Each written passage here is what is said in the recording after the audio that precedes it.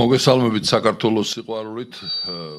Greetings with love for Georgia. This is the program Real Politics on the broadcasting company Georgian Times. You are watching our Efir and I am Malkhaz Gulashvili.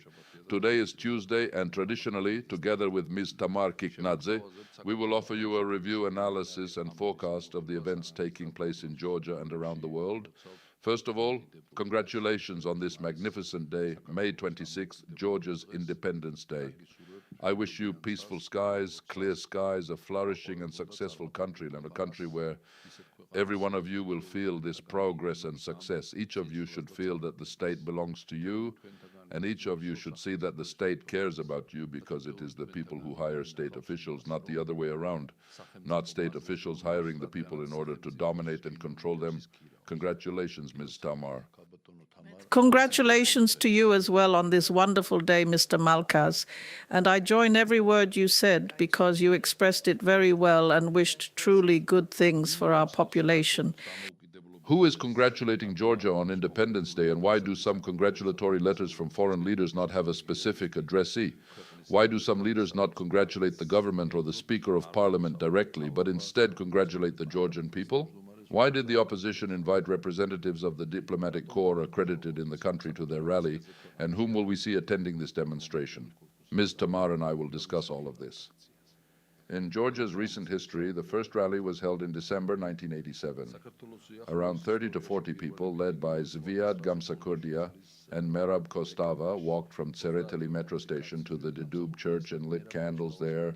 It was a major breakthrough. Somehow a march was organized that was not dispersed by force. That was how the national movement began. Of course, we made many mistakes during the years of the national movement. Had it not been for those mistakes, perhaps our main pain today, Georgia's territorial integrity, would not be such a tragic and unresolved issue. We made mistakes because the Soviet KGB was operating very effectively. There were many planted individuals, even within the national movement itself. Despite this, we still managed to achieve independence. How would you assess these years, Ms. Tamar, from the 1980s up to the present day? My students often ask me about the Soviet era, the post-Soviet period, and the historical processes before that. I usually answer them with one thing. Yes, of course, we made many mistakes. But if we look at it from a global perspective, a country like Georgia today exists as an independent state. Naturally, it is still a young state with many shortcomings. And of course, we would like this statehood to become stronger. But many empires and powerful states disappeared from the political map, whereas today, little Georgia remains a member of the United Nations and exists on the political map as an independent state. As for the text you presented, I agree that we made many mistakes. I want to tell you that I too was very inspired at the time by the idea that Georgia could become independent. However, I did not take a major role in the cataclysms that unfolded then. Do you know why? Somehow I had a premonition that this excessive activism could end badly. Of course, I deeply respect those people who sacrificed themselves, who sacrificed their youth and personal well-being in order to bring this victory, what we call independence. But I also agree that the special services very intelligently planned the processes that unfolded.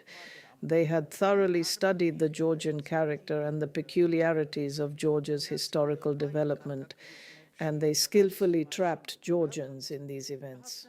And we must say that this was a global process.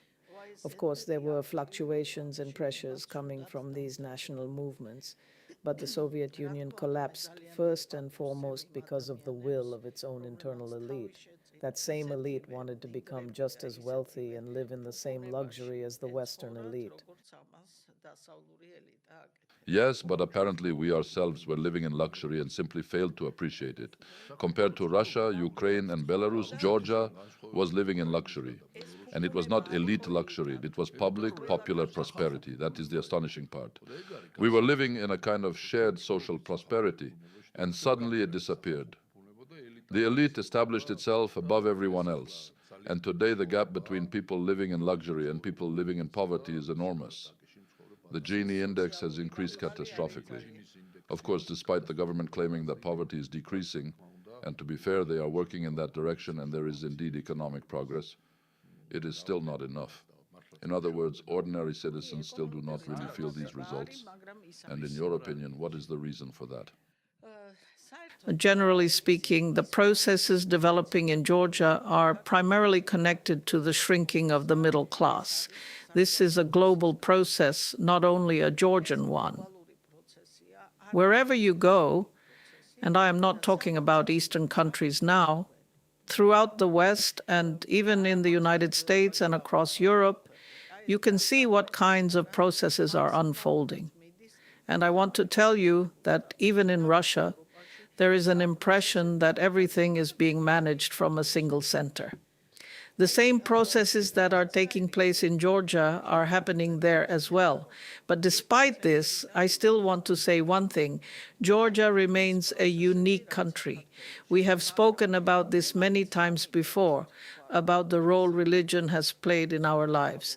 We need to analyze the processes unfolding in the world, and in my opinion, we should not simply follow these processes blindly.